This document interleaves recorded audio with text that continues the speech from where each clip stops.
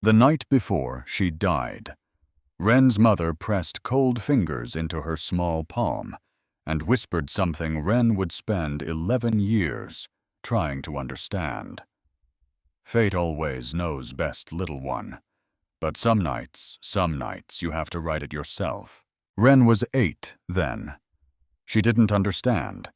She only knew her mother's hand had stopped being warm, and that the woman everyone called Elowen the Gentle was looking at her, not with sadness, but with a strange, fierce urgency. Like she was trying to pour a secret through their joined hands before the door closed. Then the door closed.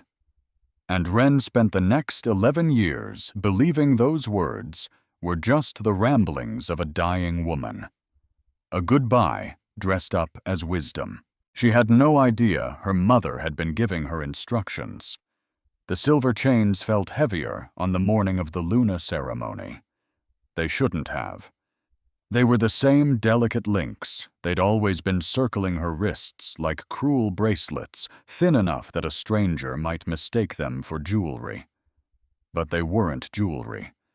Everyone in the Crescent Vale pack knew exactly what they were. Omega chains. Wren had worn them since her 14th birthday, the day her wolf was supposed to emerge, and didn't.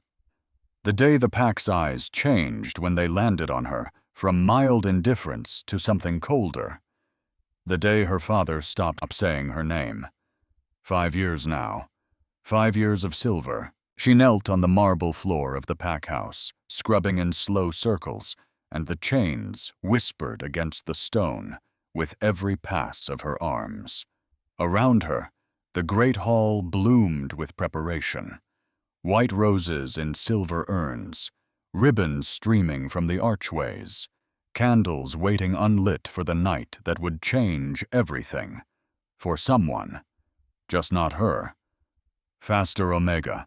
The voice cut across the hall like a dropped knife. Wren didn't look up. She'd learned long ago that looking up only gave them a target. Lysandra Vane crossed the floor with the unhurried confidence of someone who had never once been told no. Beautiful in the way of things that are beautiful and poisonous at once. Pale gold hair, eyes the color of thin ice over deep water, a smile that arrived at her lips and stopped there, never reaching any higher. "You missed a spot," Lysandra said. Wren looked at the floor. It was spotless. She'd been scrubbing it for an hour. Where Lady Lysandra... There. A manicured finger pointed at nothing. And then, when deliberate, the toe of a silk slipper nudged the bucket. Water flooded across the marble.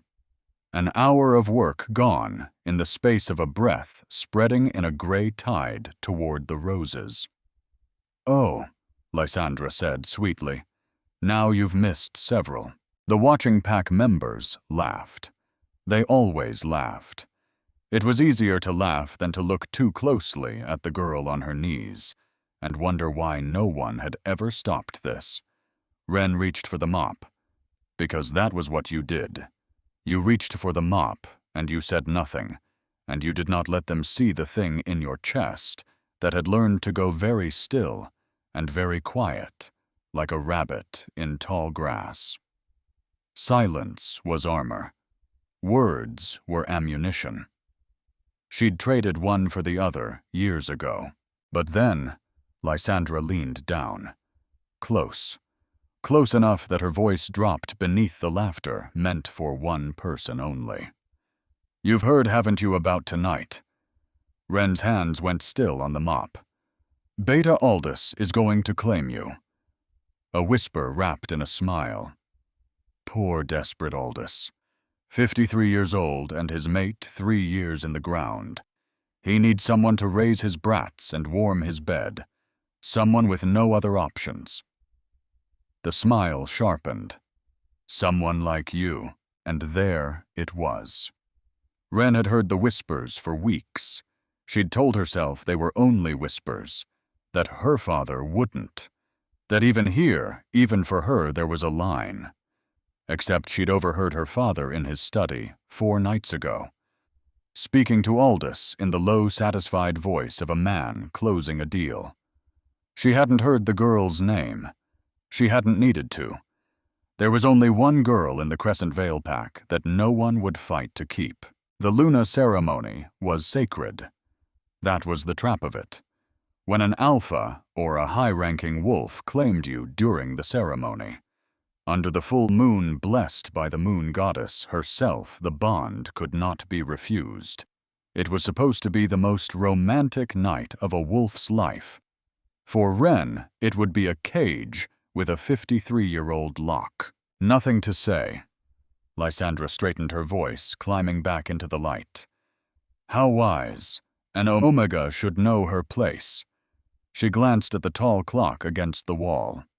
Moonrise in 6 hours. I'd make yourself presentable. Though. A pause savored. There's only so much one can do. She walked away. Her small court of admirers drifted after her, their laughter trailing like perfume. Wren waited until the hall emptied, until the last footstep faded. Then she let herself breathe with one long, shaking breath and lifted her eyes at last to the polished silver tray on the sideboard. Her reflection looked back. Dark hair that never quite behaved. Gray eyes carrying more weight than 19 years should. A face that was plain, not ugly, just forgettable. The kind of face people's eyes slid off of. Not enough. Never enough. Fate always knows best. Her mother's voice again. It came to her at the worst moments, that voice, soft and sure. But what if fate was wrong? What if the moon goddess had made a mistake with her, forgotten to give her a wolf, marked her for a life of kneeling on other people's floors? What if, and this was the thought that had been growing in the dark of her for weeks, roots pushing through concrete. What if she could write it herself? The Luna ceremony had rules, ancient ones, and buried among them was a single loophole, so shameful that no one had used it in living memory. The right of first choosing. If a wolf had already chosen a mate before the ceremony publicly witnessed, sealed with a kiss under the moon, then no alpha, no beta. No one could claim them over that bond. It was meant to protect love. In practice, it was a door that swung open even for a girl in silver chains. And if you chose someone low enough, someone poor enough, someone so far beneath your station that no wolf alive would challenge the bond, then no one would want you. Then you'd be free. It was insane. It was social suicide. It would make her an outcast for the rest of her days. But wasn't she already an outcast? Wasn't she already scrubbing floors while the pack she was born into laughed? What did she have left to lose that hadn't already been taken? Freedom whispered the answer. You could lose your freedom, or you could fight for it. The decision settled in her chest like ice hardening into diamond. Clear, hard, unbreakable. She would not be claimed by Aldous. She would not spend her life as his servant and his broodmare, and the thing he struck when the moon made him mean. She would choose, even if the choice was a beggar in the dirt. The chains caught the light as she straightened her shoulders. And for the first time in 5 years, they didn't feel like a sentence. They felt like a dare. The afternoon sun came thin and slanted through the narrow window of the space they let her call a room. It wasn't a room. It was a converted storage closet on the ground floor, barely wide enough for a cot and a battered chest. But it had a door, and the door had a lock. Some days that lock was the only thing in the world that was hers. A soft knock. Wren's whole body went tight until she heard the voice. It's me, Unwen. Ren opened the door, and there she was, arms full of pale fabric cheeks, pink from hurrying. Anwen worked the pack kitchens, and had, for reasons Ren had never fully understood, decided years ago that she would be kind, quietly, persistently, in a place where kindness to the Omega cost something. "I brought you a dress," Anwen said, slipping inside, shutting the door behind her. "For tonight." The dress was silver silk, simple and lovely embroidery, whispering along its hem. It was finer than anything Ren had ever touched. "Anwen, I can't." "You can." Anwen's brown eyes were steady. "Everyone deserves to look like someone at the Luna ceremony. Even—" She stopped. "Even the Omega," Ren finished. "Even a girl no one will want. Even a girl about to do something out of her mind." Anwen went still. "What do you mean?" And Ren, who had carried everything alone for so long that carrying alone had become a kind of second skeleton, looked at her friend and decided to trust her. Because the plan needed hands. Because Anwen had never once betrayed her. Because she was tired, so tired of being the only one who knew what she was about to do. She told her, quick and low, the right of first choosing, the beggar, the kiss. Anwen's face moved through it like weather, shock, horror, and then at the very end, that looked almost like awe. "You're going to kiss a beggar," Anwen whispered, "in front of the whole pack. Ren, they'll exile you. They'll leave me alone." Ren's voice didn't shake. She was almost surprised by that. "That's all I've ever wanted. To be left alone. To be free. Even as a rogue in the wild, it's better than his bed." Anwen was quiet a long moment, then practical to the bone. "Do you even know where to find one? And that was the hole in the plan. Because the Crescent Vale pack was wealthy, prosperous, well-fed. They didn't have beggars. To find one, she'd have to go past the borders into the neutral ground, where rogues and drifters, and those the packs had cast out, gathered in the spaces between territories. "The old market," Anwen said suddenly. "On the border. There are always travelers passing through. Some of them rough, some of them poor." She lifted her chin. "I'm coming with you." "You don't have to." "Yes, I do." Her jaw set in a line Ren had never seen on her before. "You're my friend, and someone has to make sure you don't pick an actual murderer. A beggar's one thing, a beat. A murderer's another. And despite everything, despite the fear, coiled in her stomach like a live thing, Ren felt her mouth tug into something that was almost a smile. "Thank you," she said. They left through the servant's door, cloaks pulled tight against the cooling air. The old market sat exactly on the seam between packland and neutral ground, 30 minutes' walk down a road that grew wilder with every step. And when they arrived, Ren stopped short. It was crowded, far more than she'd expected. "Harvest Moon," Anwen murmured apologetic. "I forgot. It draws traders from everywhere." The market churned with life. Wolves from packs Ren had never seen mingled with humans, who'd long since learned to live beside their strange neighbors. Stalls sold herbs and blades and secrets. Ren pulled her hood lower and moved through it, like a ghost watching searching. And then at the edge of it, an old woman caught her wrist. Blind Ren saw that at once, the milk-white eyes fixed on nothing and everything, small and bent and wrapped in gray. Her grip was stronger than it had any right to be. "The child who carries the blood moon," the old woman said. "Not a question, a recognition. The one who sleeps in you is about to wake, girl.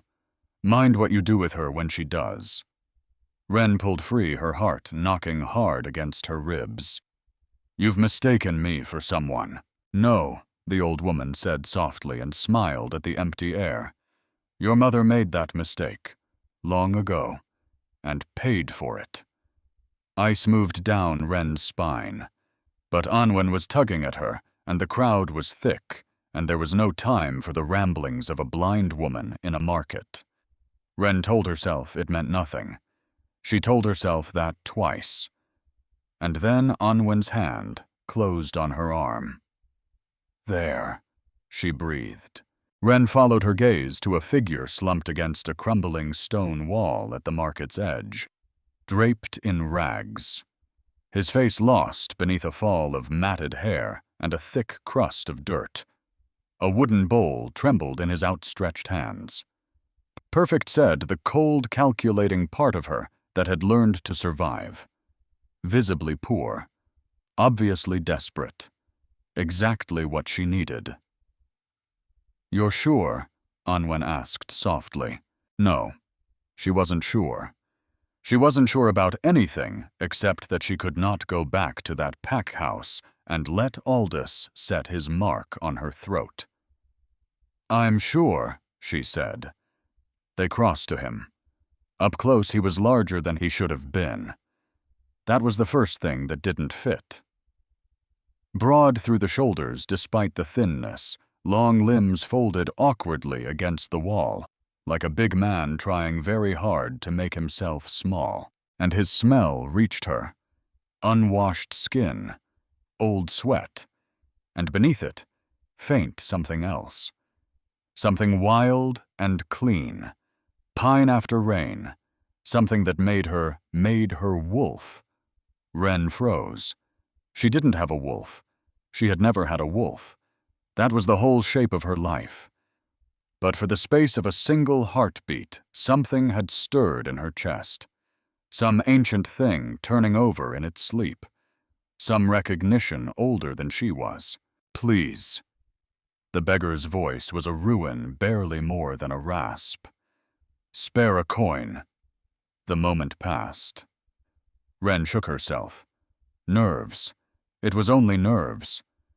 I have something better than a coin, she said, and her voice came out steadier than she felt. I have a proposal. His head lifted, slowly. She still couldn't see him properly through the grime and the hair, but she caught his eyes. They were amber, the color of firelight caught in old glass, and for just an instant, they were far too aware for a starving man's. What kind of proposal? She took a breath. Tonight there's a ceremony, the Luna ceremony. I need you to come.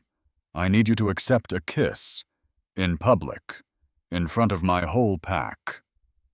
The words came faster now, tumbling. I'll pay you. Food, shelter, whatever you need. It's one kiss, one moment. After that we go our separate ways, if that's what you want. But I need you to be my choosing. The beggar went very, very still. You would choose a beggar, he said, to shame yourself before your own pack. Yes. Why? Because being shamed is better than being trapped. Silence. Long enough that she heard the kit fade behind. Her heard Anwen's held breath, heard her whole future, balanced on the answer of a stranger in rags. Then slowly, painfully, the beggar rose to his feet. He kept rising and rising.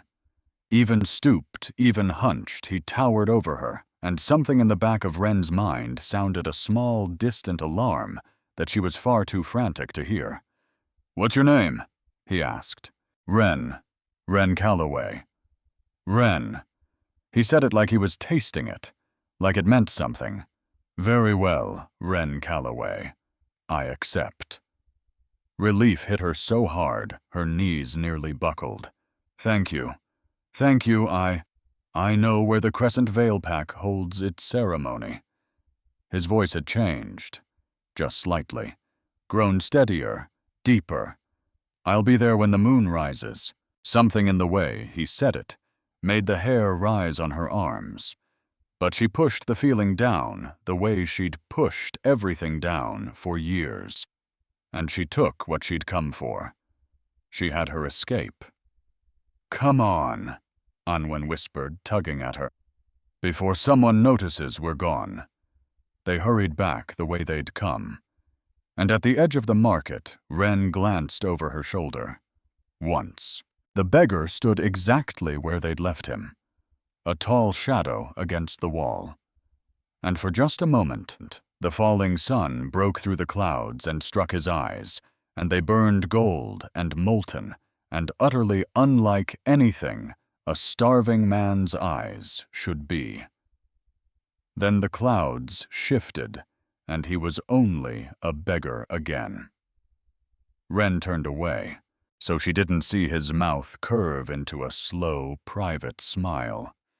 She didn't see him reach up and deliberately smear more dirt across his own face, careful as an artist.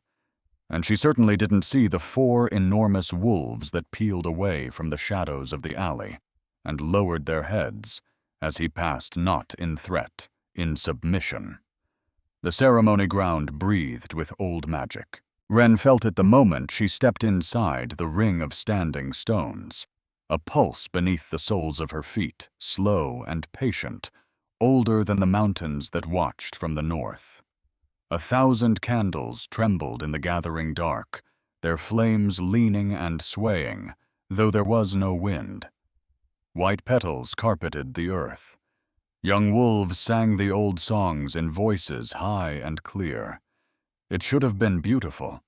It was beautiful. And Ren had never been more afraid in her life. "Hold still," Anwen whispered, adjusting the silver dress one final time. They stood at the edge of the clearing with the other unmated wolves. Young women, mostly. A few young men, all of them scrubbed and perfumed and trembling with a hope that Ren couldn't feel. 3 feet away, Lysandra stood draped in white silk that had cost more than Ren would earn in a lifetime of scrubbing. She caught Ren's eye and smiled her sharp, knowing smile. "I heard Aldous had his mark prepared," Lysandra said, pitched to Carrie. "A silver collar, they say. How fitting. For an Omega." The wolves nearby tittered. Ren breathed. Just a little longer. Once the beggar came, once she kissed him under the moon, it would be done. If he came. Because what if he didn't? What if he'd looked at the wealth of the Crescent Vale pack and decided a warm meal wasn't worth the road? What if a voice rolled across the clearing and the crowd parted like water? Alpha Bran Calloway strode into the ring of stones. Her father. A powerful man, still despite his 50 years carrying the same dark hair Ren had inherited, and eyes like the underside of winter, cold, distant, disappointed in something he'd decided long ago wasn't worth the effort of caring about. Behind him came the betas, and among them, Aldous. Ren's stomach turned to stone. I was exactly as she remembered. Thick through the body, cruel about the mouth with a sneer that seemed carved rather than expressed. His gaze found her across the clearing, and he smiled. It was not a kind smile. "Wolves of the Crescent Vale," her father called, his voice amplified by the old magic of the stones. "Tonight, beneath the blessing of the moon, we honor the oldest of our traditions. The claiming, the bonding, the recognition of fated mates." The pack howled. The sound raised gooseflesh along Ren's arms. "When the moon reaches its height," Bran continued, "any unmated alpha or high wolf may step forward and claim their chosen. The bond of the Luna ceremony is sacred, unbreakable, blessed by the goddess herself. Once claimed." His eyes swept the clearing and did not land on his daughter. "It cannot be refused." Ren's hands twisted in the silver silk of the dress. Where was he? Where was he? "But," her father's voice took on an edge, "there is one right that stands even above an alpha's claim, the right of first choosing. If a wolf has already chosen, already sealed their bond before the moon's peak, then no other may challenge it." A murmur moved through the crowd. The right of first choosing was almost never invoked. It was a thing for the desperate, the shameful, which was exactly why Ren was about to use it. "Let the ceremony begin," Bran said, and lifted his arms to the rising moon. "Let fate reveal itself." The moon cleared the trees. Full, enormous. It bathed the ring of stones in silver so bright it hurt, and the magic in the air crackled like the breath before lightning. Aldous stepped forward. "No," Ren whispered. "I Beta Aldous of the Crescent Vale," his voice rang out across the sudden hush. "Invoke my right of claim. I choose. I invoke the right of first choosing." The words left Ren's mouth before her fear could stop them. Every head in the clearing turned. The magic in the air seemed to hold its breath, waiting. Her father's face darkened like a storm rolling in. "Ren, what is the meaning of—" "I invoke the right of first choosing," she said again, louder. Her legs shook beneath the silver silk, but she forced herself to walk. Forward. Into the center of the ring, into the full weight of every stare. "I have already chosen my mate. Before this ceremony began. Before any claim could be made." Lysandra laughed, a sound like breaking glass. "You and Omega, who could you possibly—" "I could." The voice came from the edge of the clearing, and the beggar stepped into the candlelight. The crowd's reaction was instant. Gasps, sounds of open disgust. He looked even worse beneath the ceremony's enhanced light, the grime darker, the rags. More wretched, his gait, a slow, broken shuffle, head down, shoulders bent, perfect. "This," Aldous' face twisted, "this is your choosing, a filthy vagrant." "He is my choosing," Ren said, and though her heart slammed against her ribs, her voice did not break. "As is my right." She crossed the clearing toward him. Every eye followed. The whispers rose like wind through dead leaves, shock, revulsion, pity. Someone laughed. Someone else made a retching sound. Ren ignored them all. The beggar lifted his head as she came near. Those amber eyes found hers. And for just a moment, just one, she saw something in them that was not defeat, and was not desperation, and looked almost impossibly like amusement. No. The candlelight. Only the candlelight. "Are you certain?" the beggar asked, so quietly only she could hear. "Once this is done, it cannot be undone." "I'm certain." "Then I accept your choosing, Ren Calloway." The way he said her name went down her spine like cold water. But there was no time. Aldous was already moving forward, his face mottled with fury. "This is an outrage. Alpha Bran, your daughter, cannot seriously—" "The right of first choosing is sacred," Ren said, and her voice cut clean through his. "Once invoked, once accepted, as unbreakable as any claim." She met Aldous' eyes. "You taught me that yourself. In every lesson on pack law you ever gave." Her father had gone from red to white. "Ren," his voice was low, a warning. "Think about your future." "I am thinking about my future, father." Quiet, steady. "That's exactly what I'm doing." The silence that followed was total. And then the beggar spoke low, meant for her alone. The ritual has to be completed. For the right to hold, there must be a kiss. Witnessed. Under the moon. He was right. That was the last piece. The thing that would seal it. And get real. Ren stepped closer. The beggar smelled of dirt and sweat, and beneath it, that wild, clean scent of pine after rain. He towered over her, even bent as he was. "I'm sorry," she whispered so only he could hear, "for using you like this." "Don't be." And there it was again, that thread of something in his voice. "I'm not." Before she could question it, before she could think too hard about what she was doing, Ren rose onto her toes, curved her hand around the back of his neck, and pulled him down to her. Their lips met, and the world came apart. Power surged through her. Like lightning, finding the ground, like fire poured straight into her blood, like the moon itself had reached down through 11 years and touched the sealed place at the center of her. Her wolf. The wolf she did not have.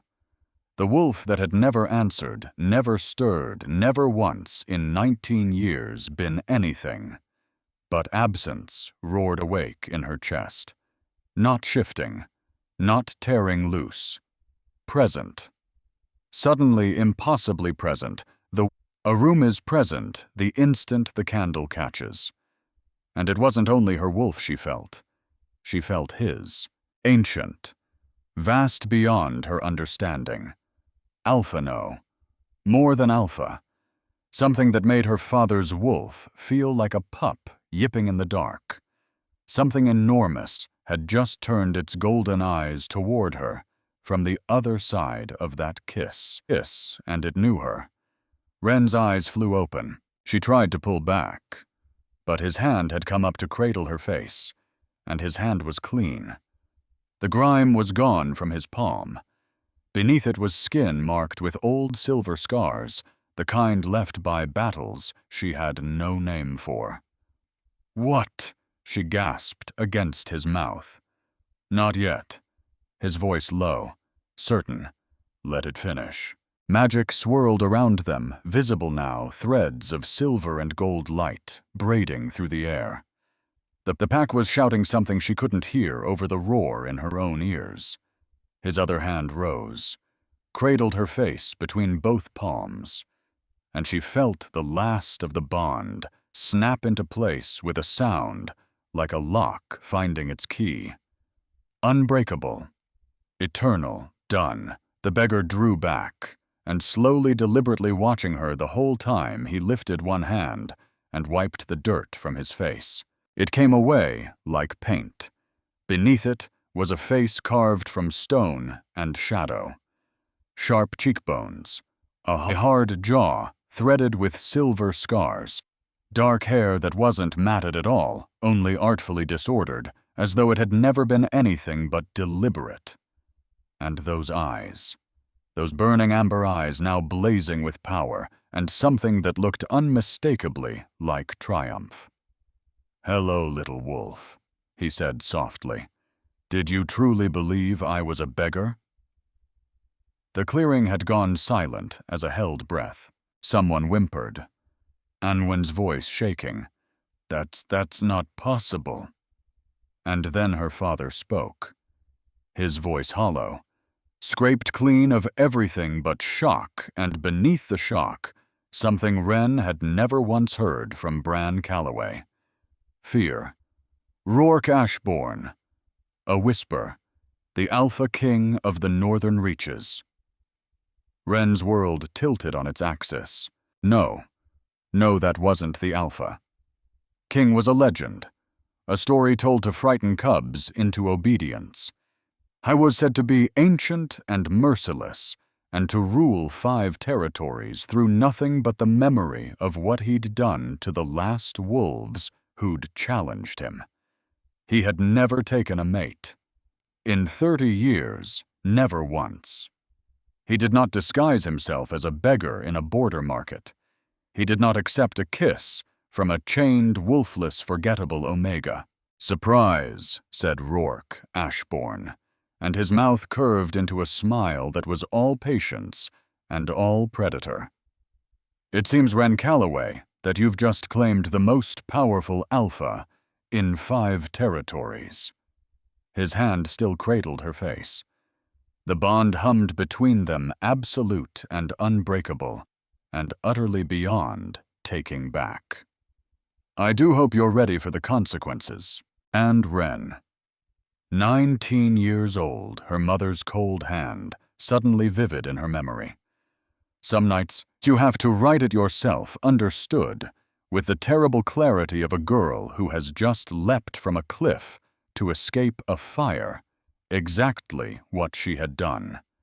She had escaped one cage, and locked herself inside another she could not begin to imagine. They walked north through a forest that had turned into a stranger. Wren had lived on the edge of the wild her whole life. She'd walked these border paths 1,000 times, in daylight, head down, invisible. But now, with senses she hadn't asked for and couldn't switch off, the forest roared at her from every direction. The scurry of mice under the leaf fall, the soft murder of an owl's wings overhead, the heartbeat of a deer bedded down a quarter-mile away, quick and frightened. And beside her him, Rourke Ashbourne, walking like a controlled fire, warm and dangerous and barely leashed. 4 enormous wolves moved around them in formation. 2 ahead, 2 behind, a living wall between Wren and the dark. "You're afraid of me," Rourke said, after nearly an hour of silence. It wasn't a question. Wren considered lying, decided there was no point. "Yes." "Good. That's supposed to comfort me." "No, it's supposed to be honest." He glanced down at her amber eyes, catching the moonlight through the branches. "I don't deal in comfort, Wren. I deal in the truth. And the truth is, you've bound yourself to something dangerous." "You lied to me." The words came out sharper than she meant. "You let me think. I let you make your own choosing." His voice was mild, infuriatingly mild. "You chose a beggar, of your own free will. The bond doesn't care about disguises. It cares about choice." A pause. "And you chose me." One of the wolves, the black one, silver-eared, enormous even among giants, huffed. It sounded unmistakably like laughter. "Is he laughing at me?" "Probably," Rourke said. "That's Torvald, my second. He has a regrettable sense of humor." He raised his voice slightly. "And he's about to volunteer to scout ahead for rogues, aren't you, Torvald?" The black wolf huffed again, but split from the group and vanished into the dark. They walked, and Wren, who had spent 19 years learning to keep her mouth shut, found the question climbing out of her anyway. "Why me?" Rourke didn't answer right away. "You're the Alpha King," she pressed. "You could have any she-wolf in 5 territories. Powerful ones. Warriors. Why disguise yourself as a beggar and wait in the dirt for a chained Omega no one wanted?" "Because," he said slowly, 20 years ago a seer made a prophecy." The word landed in Wren's chest and stuck there. A seer. A blind old woman at a border market gripping her wrist. The child who carries the blood moon. "She told me my true mate would be born beneath a blood moon," Rourke went on, "to a pack that would cast her out. With a wolf that would sleep until it was woken by a bond forged in desperation and truth." He looked at her. "You were born under a blood moon, weren't you?" Wren's mouth went dry. "How could you possibly? I've been searching for 2 decades. Every pack, every ceremony, waiting for the signs." His jaw tightened. When I heard the Crescent Vale had an Omega, a girl born under the blood moon 19 years ago, whose wolf never came, I knew. I only had to be sure. So I put on rags, and I waited to see what you'd do. And I walked right up and offered you exactly what you needed, Wren said, slowly, the pieces turning. A bond, public, witnessed, unbreakable. You did. And there was something in his voice that might have been admiration, which suggests the goddess has a sense of humor after all. They came to a river at last, cold and swift and black under the moon, the far bank lost in shadow, and rising beyond it, impossible out of a dream. Wren had never dared to dream a castle, not a pack house, not a manor. A true castle, towers and battlements' walls that seemed to hold the moonlight and glow silver with it. That's where you live. Where we live now, Rourke corrected. He held out his hand. The current's strong. Hold tight. Wren looked at his hand, and she understood that this was the real crossing. That once she stepped into that water, there was no bank left behind her to return to. Her old life, her old name, the girl in silver chains. But what waited behind her if she refused Aldous? Her father's cold eyes, a lifetime of kneeling. Her wolf pressed forward in her chest, certain in a way Wren herself was not. Certain the way a thing is certain, when it's finally going home. She took his hand. They crossed together, the water rising to her waist, the cold, shocking the breath out of her, his grip never once loosening. And on the far side, dripping and freezing and alive. Wren looked up at the glowing towers and felt something she hadn't felt in longer than she could name. Hope, sharp as a blade, and twice as frightening. The castle was warmer than she'd braced for. She'd expected cold stone and colder faces. Instead, there were torches in bronze sconces, tapestries of wolves and stars climbing the high walls, the scent of cedar and mountain air. Guards lined the entrance, massive wolves in human form, each dropping into a bow as Rourke passed each pair of eyes tracking to Wren, with barely hidden bewilderment. Why has he brought home a soaking wet girl who looks more like a drowned thing than a queen? Prepare. The Queen's chambers, Rourke told them. A bath, fresh clothes, food nothing heavy. She's exhausted. Your mate, a silver-haired woman with sharp green eyes, couldn't quite bury her shock.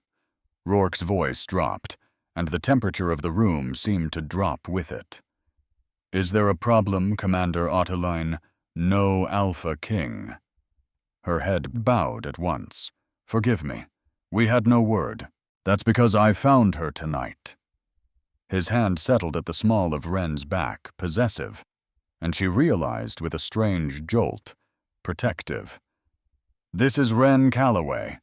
She is now your future queen. Anyone who shows her disrespect answers to me. The threat hung in the air like a drawn blade. They led her up a spiral stair to a room larger than the entire servants' wing she'd come from. A fire already burning. A bath already steaming, herbs floating on the surface, lavender, and something wilder underneath. A young woman named Iris waited to help her. But when Iris left her alone at last, and Wren began to peel off the ruined silver dress, she caught sight of her own wrists in the firelight. The chains. She'd worn them so long, she'd stopped seeing them. 5 years of silver. And now standing in a castle called a queen. They looked suddenly obscene, a slave's mark on a stranger's guest. She reached to slide one off, and power surged through the metal, hot and vicious, snapping up her arm. Wren gasped and yanked her hand back. Because these weren't only chains. They were spelled, bound to her with magic deep and old. No wonder her wolf had slept 19 years. These had been holding it under the whole time. Anger rose in her, clean and white-hot. Who did this? Who spelled silver onto a 14-year-old girl and called it her fault that she was broken? "Break them," said her wolf, clearer now than it had ever been. "I can't," Wren whispered. "They're magic. I don't know how. You do. We do. Together."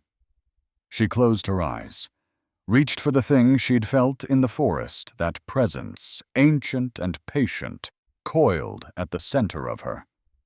Her wolf rose to meet her, and for the first time in her life their power merged hers, and the wolf's one current instead of two. Heat bloomed at her wrists. The chains began to glow. Silver, then gold, then a white so bright it lit the whole room, and with a sound like breaking crystal, they shattered. Fragments scattered across the stone floor, dull and dead and powerless. Wren stared down at her bare wrists, at the faint red bands the silver had left behind, and felt lighter than she had in 5 years, like she'd been carrying a weight she'd forgotten she could set down. "Free her," wolf said with deep and quiet satisfaction. Morning came too fast, and with it a knock and Iris's careful voice and the word that hollowed out Wren's stomach. "The pack, my lady. This morning you'll be presented to them. All of them. 300 wolves. 300 of the North's strongest gathered to look at the wolfless Omega their king had dragged home from the border and to decide in their bones whether she was a queen or a joke. The great hall was a cathedral of stone and firelight, and it was full. Warriors in the front, scarred and enormous. Healers and scholars behind them, sharp-eyed.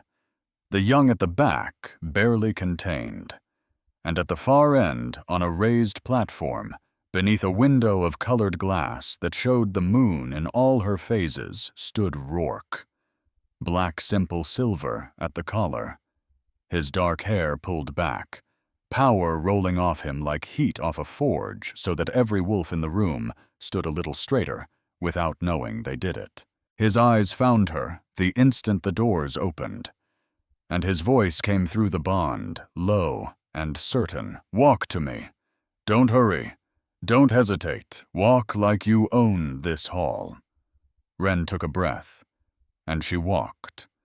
The crowd parted, opening a path straight to the platform, and 300 pairs of eyes tracked her down its length. She felt their doubt, their contempt, thin and cold, an Omega. He chose an Omega. She's so plain. Near the front, a young she-wolf watched her come, silver blonde, beautiful, dressed like a warrior, with ice-blue eyes that traveled Wren head to foot, and found her wanting. The look was open, deliberate. A verdict passed in public. Wren didn't know her name yet, but she knew that kind of face. She'd spent 19 years learning it. Wren lifted her chin and did not falter. One step, another, each one a mile, until she reached the platform and Rourke's hand closed around hers and pulled her up beside him. "You're trembling," he murmured for her alone. "I'm terrified." "Good." His hand tightened. "Use it." He turned to the hall. "Wolves of the northern reaches, I present to you Wren Calloway, my bonded mate, and your future Luna Queen." Silence, vast and airless. Then slowly starting with the black-haired second and the green-eyed commander at the front, the wolves knelt. Row by row, heads bowing. But Wren felt it the difference between submission and welcome. They knelt because their king commanded it. Not one of them knelt for her. And then a voice broke from the third row. "Alpha King, I mean no disrespect, but we have questions." The wolf who stood was broad and hard-faced gray at the temples, with pale eyes that landed on Wren like a weight.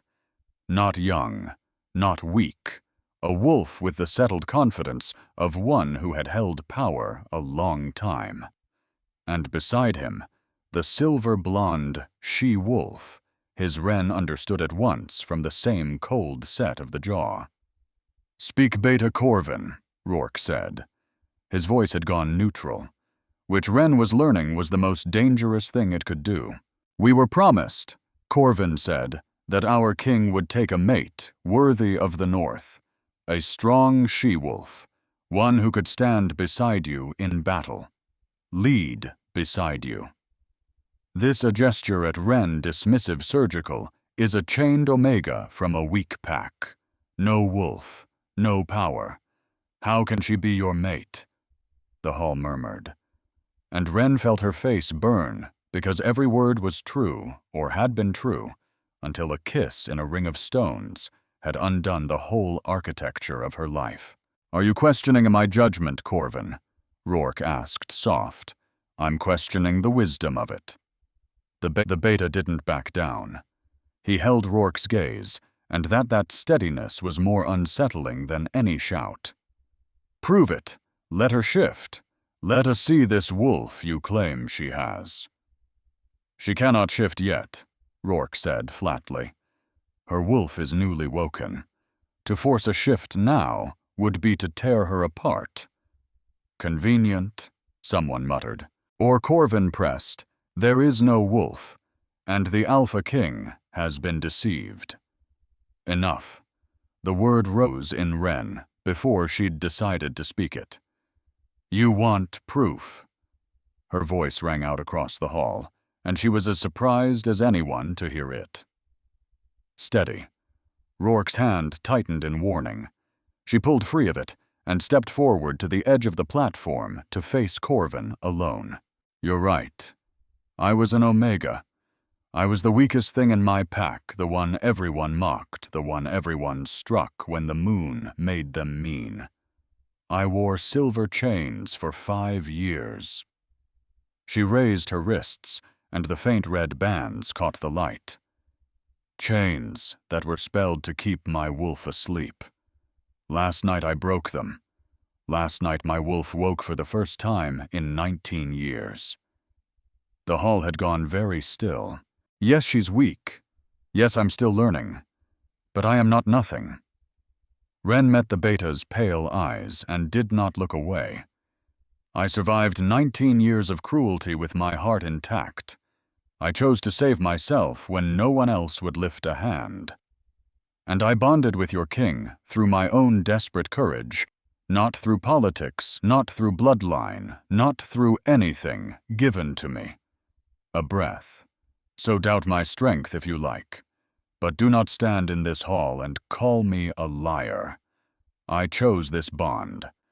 I looked at a beggar in the dirt and saw worth where the rest of you saw garbage." She turned back to Rourke, her heart slamming. She had just challenged a beta, in front of 300 wolves. It was either the bravest thing she'd ever done, or the most catastrophically stupid, and she genuinely could not tell which. Rourke was staring at her, and then slowly he smiled. Not the polished smile he wore for the hall. Something real, something close to pride. "There," he said softly. "Now they see it." He raised his voice. "My mate has spoken, and she's right. She is exactly what this pack needs. Someone who doesn't rest on inherited power. Someone who survives on courage and wit and stubbornness alone." His eyes swept the hall. "Anyone else have questions?" The silence stretched, and then the black-haired second stepped forward, and to Wren's astonishment he grinned. "Welcome to the North Luna, Wren. May your reign be long and your enemies brief." The green-eyed commander knelt again, and this time the gesture was different. Real. And one by one, through the hall, wolves began to kneel a second time. Not all of them. Corvin remained standing, his face dark, his eyes fixed on Wren with something new in them. Something that had not been there before her speech. Calculation. Beside him, his silver-blonde daughter watched too, and she was not calculating. She was afraid. Wren, riding the high of her own defiance, did not yet know enough to wonder why. The days after fell into a rhythm Wren would not have believed possible a week before. Morning she trained with Rourke in a clearing deep in the northern woods. Not to shift, not yet, but to reach her wolf. To coax, not command. To open a door and let the sleeping thing know it was welcome. "Feel her," Rourke said, circling. "Don't force. Just listen." And Wren listened.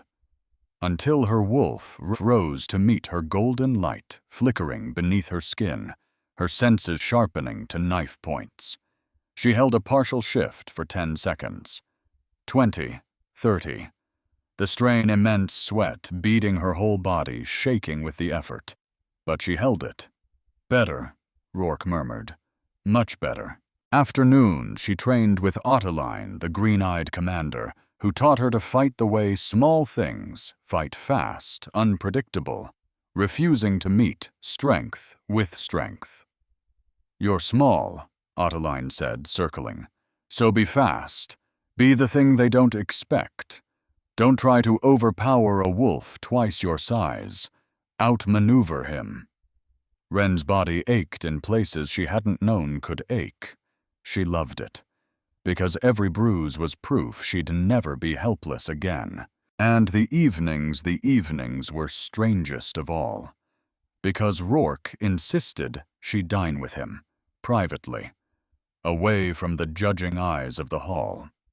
And there, over wine and roasted venison, the Alpha King of the northern reaches slowly, cautiously, became a person. He told her about 30 years of rule, about the territories he'd stitched together out of war, about the loneliness of being the most powerful wolf in 5 lands, and still every single night entirely alone. "Every she-wolf who ever came to me," he said one evening, staring into the fire, "wanted the crown, not the wolf wearing it. They saw the Alpha King, never Rourke." And Wren, who had spent her whole life being seen as less than she was, understood exactly what it was to be seen as something other than yourself. She didn't mean to start liking him, which was in retrospect the problem. It happened on the 4th night, and it nearly killed her. A messenger came to the Queen's chambers after the feast, a young wolf, sandy-haired, nervous-eyed, in the colors of the household staff. The Alpha King wanted her. A report had come from the border. Urgent. She should come at once. Wren almost went without thinking. Because she was tired, and the bond was still new, and she hadn't yet learned to read it well enough to know that Rourke was 2 floors down, and calling for no one. She followed the boy through corridors she'd never seen. Down and down the torches, spaced further apart, the shadows growing thick and strange. "Where exactly is the study?" she asked. "Just ahead, my lady." "Don't," said her wolf. "Sudden. Sharp. Danger." Wren stopped walking. "Actually, let me reach the Alpha King through the bond first." And the boy's nervous face went flat and cold as a closing door. "Too late for that." He lunged. Wren threw herself sideways, and his claws raked her arm instead of her throat, a line of fire blood springing hot. She screamed, and no sound left the corridor, spelled for silence. She understood it in a lurch of horror. He'd led her somewhere no one could hear. "Shift," her wolf snarled.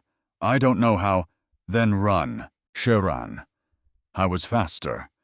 He caught her against the stone, and her newly woken wolf surged up in a wild, tearing panic, trying to force a change. Her body wasn't ready to survive. Bones beginning to crack, agony ripping through her, and the assassin laughed at it. "First shift in the middle of a fight. You'll tear yourself apart before it finishes. Whoever paid me won't even have to lift a hand." Paid. Someone had paid him. And then the far door exploded inward, and Rourke was there, and the power that came off him was not heat this time. It was winter. It was the end of things. He crossed the corridor faster than her eyes could follow. One moment across the hall, the next his hand around the assassin's throat, lifting him off the floor. "You hurt her," Rourke said. Barely a voice at all. "I was paid, I'll tell you who." He never finished. The snap was quick and final, and then Rourke had let the body fall and was on his knees at Wren's side, his hands gentle on her ruined arm, golden light spilling from his palms and easing the pain even as his face stayed carved from fury. "He said someone paid him," Wren gasped. "I know." His jaw was iron. "The corridor was spelled so I couldn't sense you.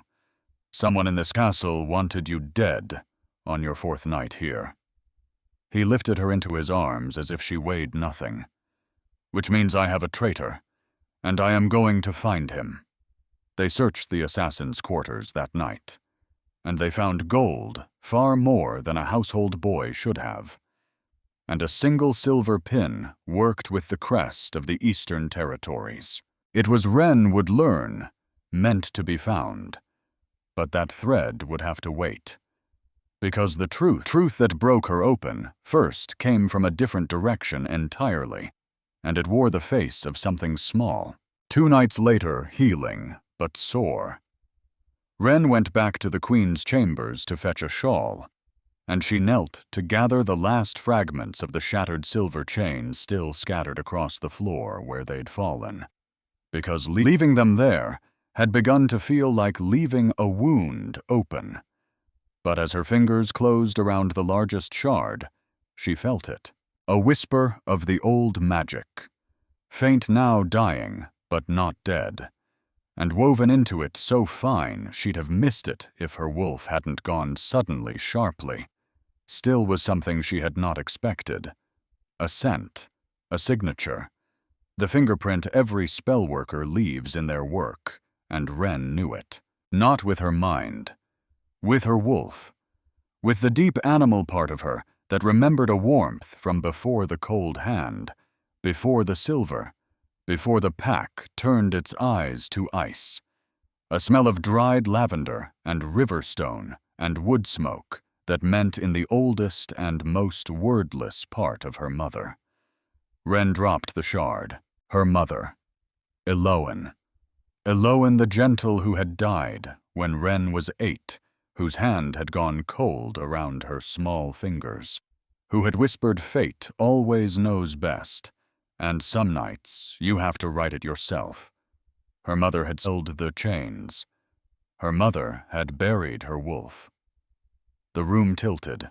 Wren sat down hard on the cold floor, the shard glinting beside her, and something in her chest that had held together for 19 years began very quietly to come apart. "No," she whispered. "No. Why? Why would you?" But there was no answer. Only the dying magic and the scent of lavender and riverstone and the terrible arithmetic of it. Her mother had done this, deliberately, woven silence into silver and locked it onto her own daughter, consigned her to 5 years of chains and mockery and a father's cold eyes, which meant it hadn't been an accident. Wren wasn't broken. She never had been. She'd been hidden. She was still sitting on the floor when Rourke found her. She hadn't called for him, but the bond had her grief pouring through it, and him arriving fast and silent, dropping to his knees beside her. "What is it? Wren, what happened?" She held up the shard. "My mother made these." Whatever Rourke had braced for it wasn't that. She saw it hit him, saw something move behind his eyes, not confusion, recognition. And Wren, even shattered, even drowning, caught it. Because she'd spent 19 years reading the faces of people who wished her harm, and she knew the exact shape of a person who knows more than they're saying. "You knew," she said. The grief in her chest curdled fast into something colder. You knew about my mother. Ren, don't! She pulled back from his hovering hands, and the wolf rose in her, hackled and hurt. This whole time, the training, the dinners, all of it, you knew something, and you didn't tell me. Rourke was silent, and his silence was the loudest thing she'd ever heard. Tell me the truth, she said. All of it. Now. He closed his eyes. When he opened them, something in his face had surrendered. The prophecy, he said. It didn't only speak of a blood moon and a sleeping wolf. It spoke of a deadline. Ren went very still. I had until the winter solstice, Rourke said, to find my true mate and complete the bond. If I failed. His jaw worked. My power begins to fail. Within a year, I lose the North. The 5 territories fracture. War. Thousands dead. He looked at her, and there was no armor left in his eyes at all. My mate was never only a companion, Ren. She's an anchor, a source of stability for my rule. Without her, without you, everything I built for 30 years collapses. The words landed one by one, each heavier than the last. When is the solstice? Ren said. Her voice sounded far away, even to herself. 12 days. 12 days. And she understood with a clarity that felt like falling the whole terrible shape of it. Why a beggar had waited in a border market. Why the Alpha King had accepted a chained Omega's desperate kiss. Why he had trained her and protected her and spoken pretty words across a fire-lit table about being seen. You needed me, she said. Not wanted, needed, before your deadline. And I walked right up and handed myself over. A laugh escaped her, jagged and wrong. All those things you said, about seeing my worth. You'd have chosen anyone. Anyone the goddess marked, as long as they were still breathing on the 12th day. That's not. Isn't it? She was on her feet now, the wolf of fury under her skin. Tell me honestly, if it had been some other blood moon girl in that market, would you have picked her instead? Rourke's silence answered for him, and it was worse than any word he could have spoken. That's what I thought, Ren whispered.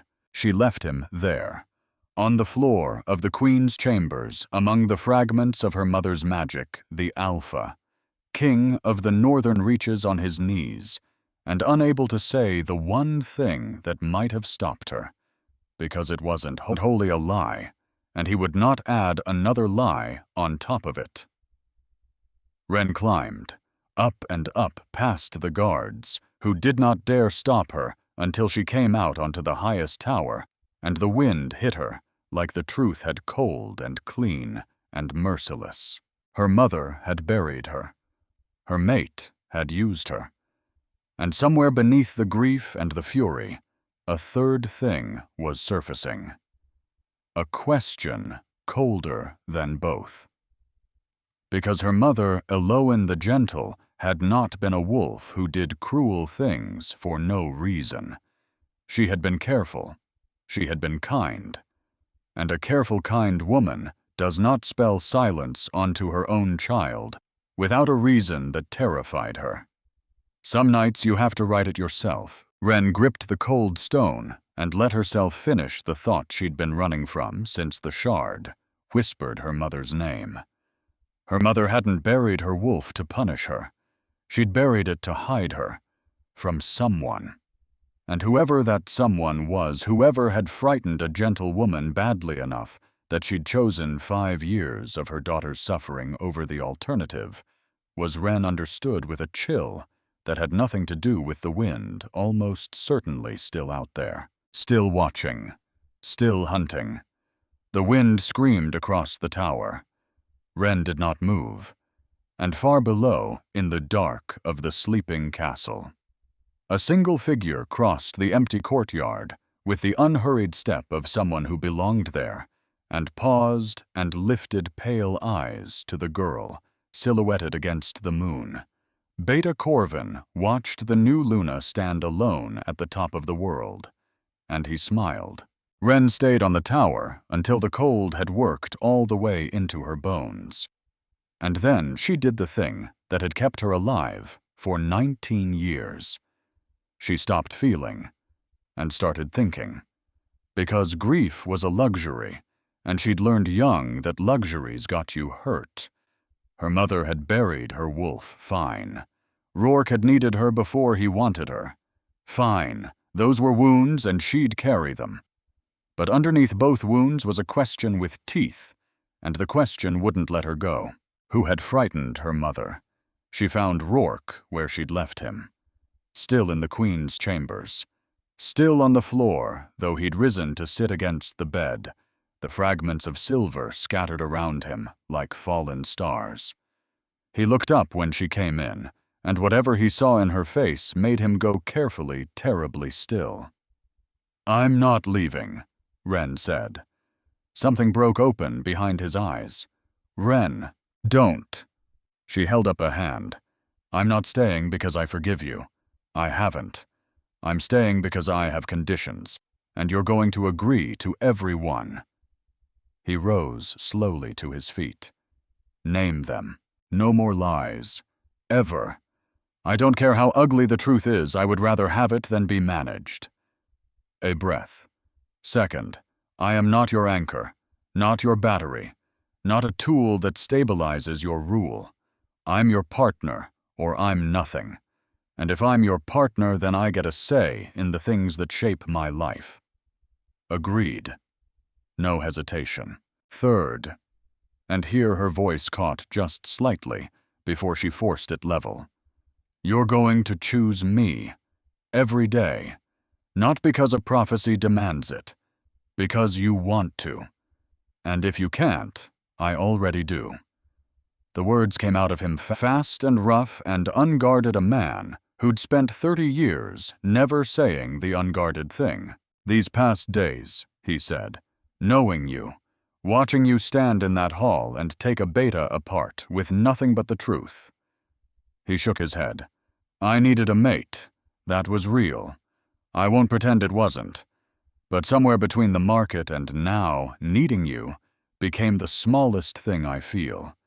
And that terrifies me more than any deadline ever did." Ren looked at him a long moment, and she believed him. Not because she wanted to, because the bond didn't let her not. Because she could feel the shape of what he felt, and it had no lie in it. "Good," she said quietly. "Then help me, because I don't think this is over. I don't think it's anywhere near over." She picked up the largest shard and held it to the light. "My mother didn't do this to hurt me. She did it to hide me. From someone who scared her badly enough that 5 years of my suffering seemed the better choice." Her jaw set. "I want to know who." And Rourke, who had spent his whole life reading threats the way other men read weather, went very still. "Then we find out," he said. "Together." The answer came from 2 directions at once, the way answers do when they've been waiting a long time to be found. The first was Bryn. Bryn was Rourke's investigator, a lean, quiet she-wolf with eyes that missed nothing, and she'd spent the days since the attack, pulling on its loose threads. The assassin in the spelled corridor. The gold. The eastern pin. Except the threads didn't lead east where they'd been so carefully arranged to point. They led inward, down, into the North's own history. "The pin was planted," Bryn said, laying it on the table. "Ren Rourke Ottoline, all leaning in, bought 2 days before the attack from a traveling trader who didn't know what it was. Someone wanted us to blame the East, to start a war looking the wrong direction, while the real hand stayed hidden here." She set a fragment of the silver chain beside the pin. "And this, the spellwork on your chains, Luna. It's rare. Old Northern craft years to learn, a lifetime to master. There aren't 10 wolves alive who could weave it. A pause. Your mother was one of them.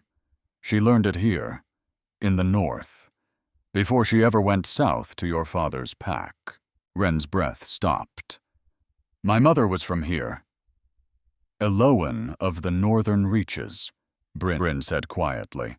She left 30 years ago, right after Rourke took the throne. The records don't say why. She slid a second paper across the table. But they say who learned that same craft at the same hearth from the same teacher. Her closest friend once. Ren looked down at the name. Corvin. The second answer came from a direction Ren never expected. It came from Melis. Because Corvin's daughter, the silver-blonde warrior who'd measured Ren with such open contempt at her presentation, came to the Queen's chambers in the dead of night alone, her face the gray of someone who hadn't slept in days. I need to show you something, Melis said, and after I show you, you're going to hate my family. I need you to know I'm choosing to show you anyway. She laid a bundle of letters on the table, old ones, her father's hand, and Ren read them. And the room seemed to shrink with every line. Because 20 years ago, when the seer made her prophecy, Corvin had been in the room to hear it. He'd heard that the Alpha King's true mate would be born under a blood moon to a northern bloodline, and that this mate would one day carry a power that could reshape the 5 territories. And Corvin had done the math. He'd known the northern women likely to bear such a child. He'd known Eloan was one of them. And when Eloan bore a daughter under a blood moon 19 years ago, Corvin had understood exactly what that child would grow into. A rival. A power. A wolf who might one day sit where his own daughter was meant to sit. Or worse, a wolf who might one day grow strong enough to see what Corvin had done, and say it aloud. Because there was one more letter. The last one. And it was not in Corvin's hand. It was in Eloan's. Ren, my brave girl. If you are reading this, then I have failed to protect you. The gentle way and the hard way has found you anyway. The man who hunts you was once my dearest friend. His name is Corvin. 20 years ago, he learned a child would be born who might one day threaten everything he schemed to build, and he decided that child would never live to threaten anything. He came for me first because I stood in his way. I survived. Barely. And I ran south to a pack that did not know me, and I did the only thing I could think of to keep you safe. I buried your wolf, my love, so deep that not even you could find it. Because a wolfless Omega is worth nothing to a man like Corvin. An Omega he would leave alone. A queen he would kill. I am so sorry for the years this will cost you, for the chains and the cold and the cruelty you will suffer, wearing the shape of a broken thing. I chose it. I chose your suffering over your death, and I would choose it again 1,000 times. And I pray that one day you understand this was the only way I knew how to love you. Some nights, little one, you have to write your own fate. Write it Ren, and do not let his darkness win. Ren set the letter down with hands that would not stop shaking. 19 years. Every cold morning. Every hour on her knees. She had believed all that time that she was nothing. And it had all been a mother's desperate love wearing the face of a curse. He killed her, Ren whispered. In the end, didn't he? My mother. Melis's silence was its own answer. He found her 11 years ago, Melis said finally. I was a child. I didn't understand what I heard. Only later. Her voice cracked. He spent your whole life waiting to see if the wolf would wake. And the moment you walked into that hall, I watched his face and I knew. He'd been dreading this, waiting for you to become the exact thing he was afraid of. She looked up, ice-blue eyes wet. I won't be his. Not for this. Whatever else I am not that. And Ren, who had every reason in the world to hate the girl in front of her, reached across the table and took Melis's hand. Because she knew better than anyone alive what it cost to choose against the family you were born into, Corvin did not wait to be arrested. Because a man who has hunted a child for 19 years has always known this day might come. And when Bryn's net drew tight and his own daughter vanished from his side, Corvin understood the board had turned against him. So he did the thing cornered men do. He took a hostage.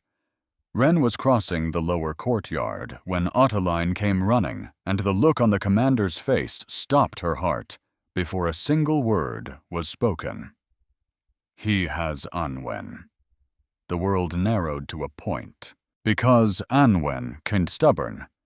Anwen, who had brought a silver dress to a girl no one else would touch, who had walked into a border market to keep her friend from getting killed, had come north 2 days ago. To see the impossible castle. To see with her own eyes that Ren was safe. And Corvin had taken her. They found him in the Great Hall. Which was Ren understood exactly what he wanted. Because Corvin was not a brute. He was a schemer to the marrow, and a schemer does not grab a hostage in a corridor. He does it in the throne room, in front of the pack, where an audience turns a threat into a lever. He stood beneath the window of colored glass, the painted moon scattered across the floor at his feet, and held Anwen against him with a clawed hand at her throat. 300 wolves ringed the hall, held back by the terrible arithmetic of a hostage's life.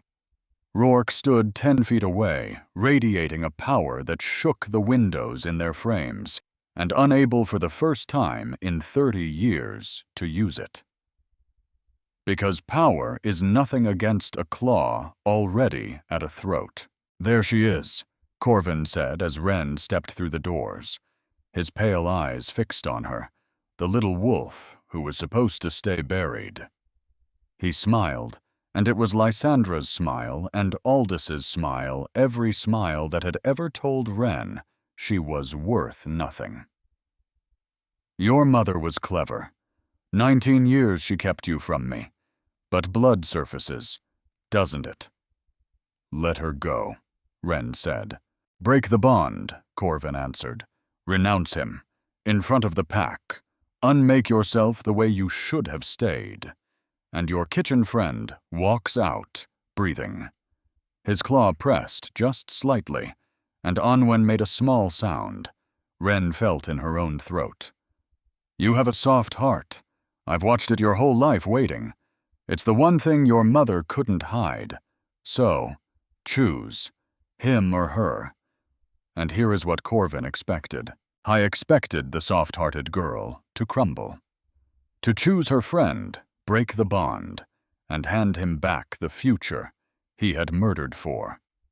Because that was the trap, elegant and cruel, her own goodness turned into a blade against her.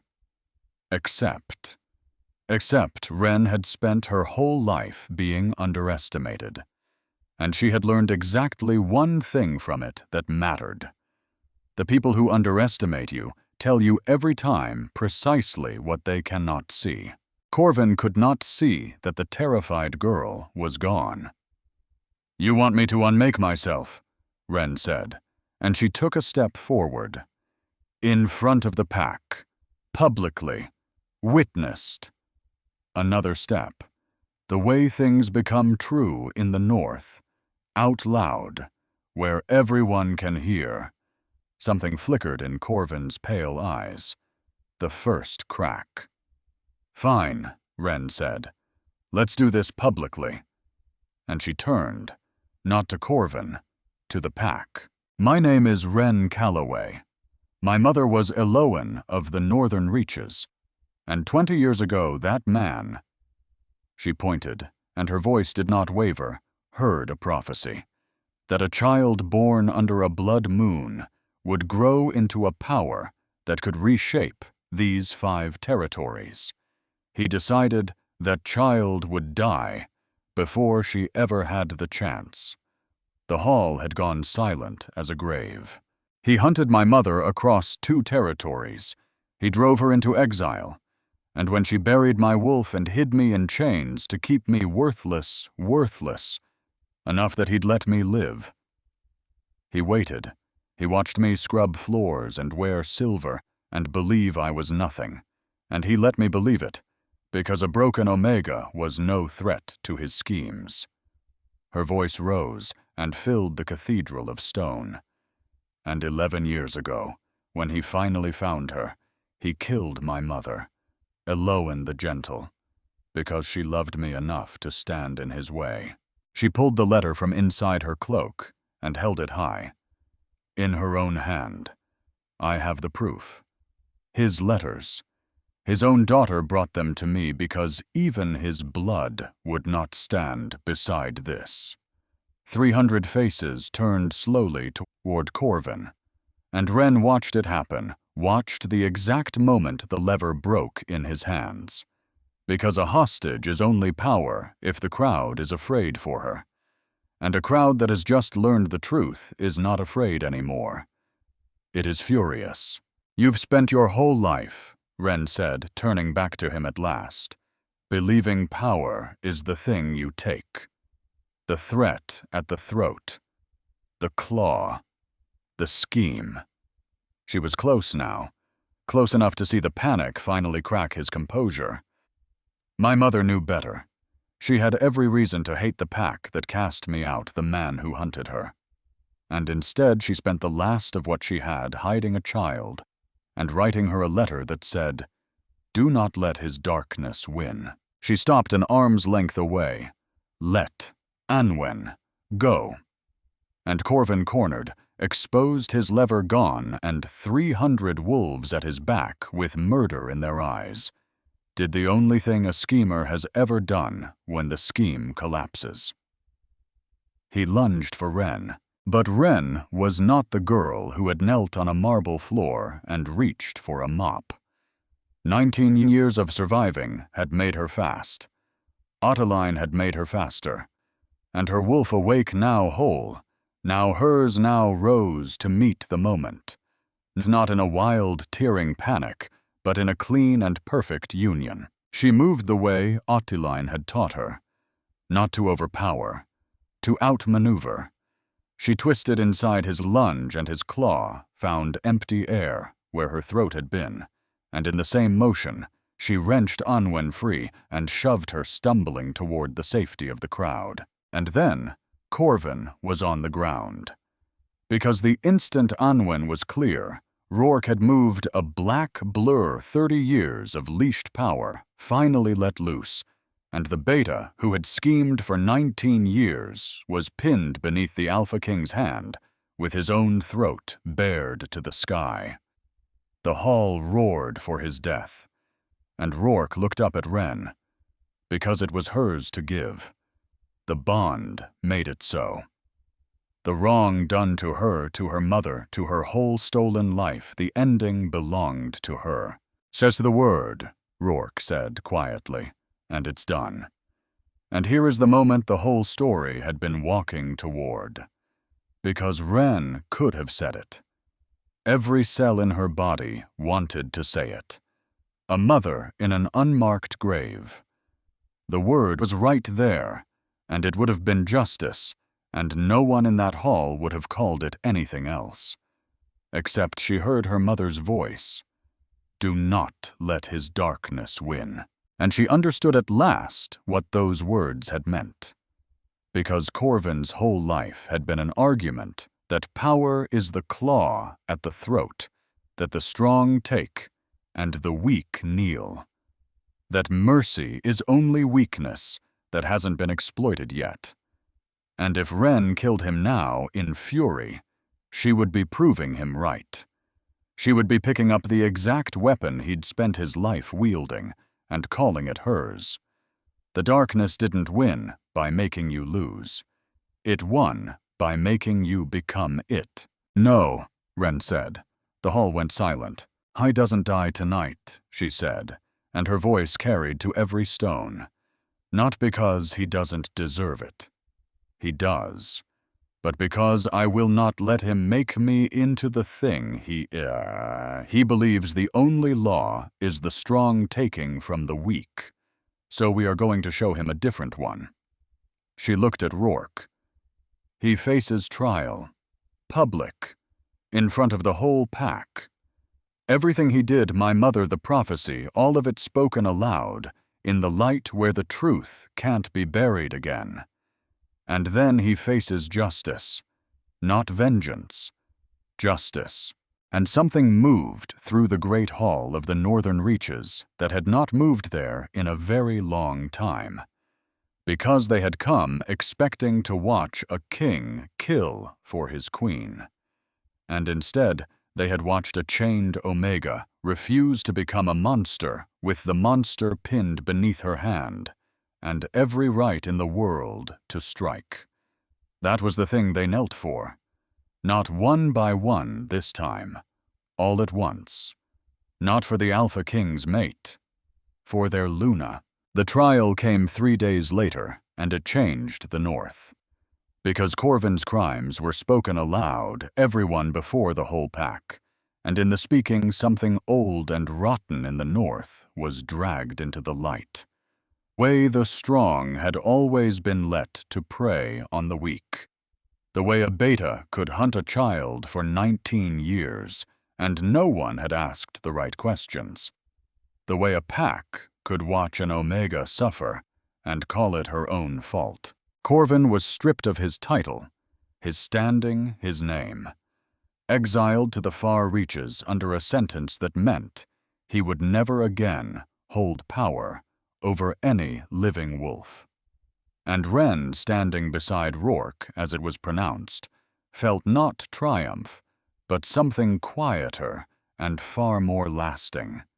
She felt the loop close, the one her mother had died inside of, the one Ren had refused to continue. Because the seer's prophecy had spoken of a great darkness, the true mate would end, and everyone had imagined a monster, a war, some beast at the edge of the map. There was no beast. The darkness was the loop itself. The cruelty a pack teaches itself is normal. The way the weak are made to believe they are worthless, until worthlessness becomes a chain that needs no silver to hold. Corvin was only its sharpest edge, and Ren had ended it not with a claw, but with a choice, and in that choice the idea began to spread hearth by hearth, through 5 lands that a wolf's worth is not a thing anyone can take. That even the lowest among them might be the one who saves you. Malus came to her after. The girl who might have been Luna, who had chosen the truth over her own father. "What happens to me now?" Malus asked. And for the first time, there was no ice in her at all. Only a girl who had lost her family and did not know where she belonged.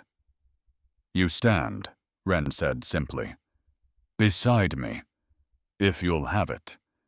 You could have stayed silent and kept everything. You chose the truth instead. That's the only qualification I've ever cared about." And Malus, who had spent her whole life being groomed for a throne, wept at last in the arms of the Omega, who had taken it. The winter solstice came 12 days after a kiss in a ring of stones, and Rourke's power did not fail. Because the bond had settled deep and true, not the frantic anchor of a desperate deadline, but something built day by day out of honesty and choosing. But that was the smallest part. That was the extra. The real thing had happened somewhere in the space between a lie and a letter, between a tower in the cold and a monster spared. Ren had stopped being the thing done to her, and started being the thing she chose. She and Rourke were married under the full moon, not because a prophecy required it, but because a girl who had spent her life unwanted had decided freely that she wanted this. Wanted him. The dangerous, lonely, honest king who had learned late and clumsily how to choose someone every single day. "I'm terrible at this," he told her the night before. 30 years of ruling. No practice at loving anyone. "Good thing," Ren said. "I'm terrible at being loved. We'll figure it out together." 3 months later, snow fell soft over the northern castle, and Ren stood before the assembled pack in her full wolf form for the first time. She was not what anyone had expected, because they had braced for something small, something broken. Broken a wolf that would never come. And instead there stood a creature of silver-white fur, gleaming like moonlight on snow eyes blazing gold. A wolf that commanded the whole hall without demanding a single thing from it. Beside her, Rourke's great black wolf stood proud, their shoulders touching. Equals. Partners. 2 wolves who had each in their own way spent a lifetime alone and had somehow impossibly stopped being. The pack howled. Not in submission this time. In welcome. In something that sounded in the deep animal chord of it like joy. And Ren finally understood the truth her mother had tried to pour through their joined hands so long ago. She had never been broken. She had only been buried, hidden by a love so fierce it had worn the shape of a curse, kept in the dark until the world was ready for what she was. And when at last she had risen, chained and mocked and told, she was nothing.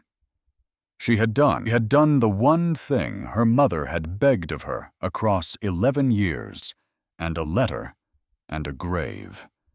She had written her own fate, and she had not let the darkness win. Somewhere far to the south, an old blind woman sat before a bowl of still water and watched the surface ripple, though nothing had touched it.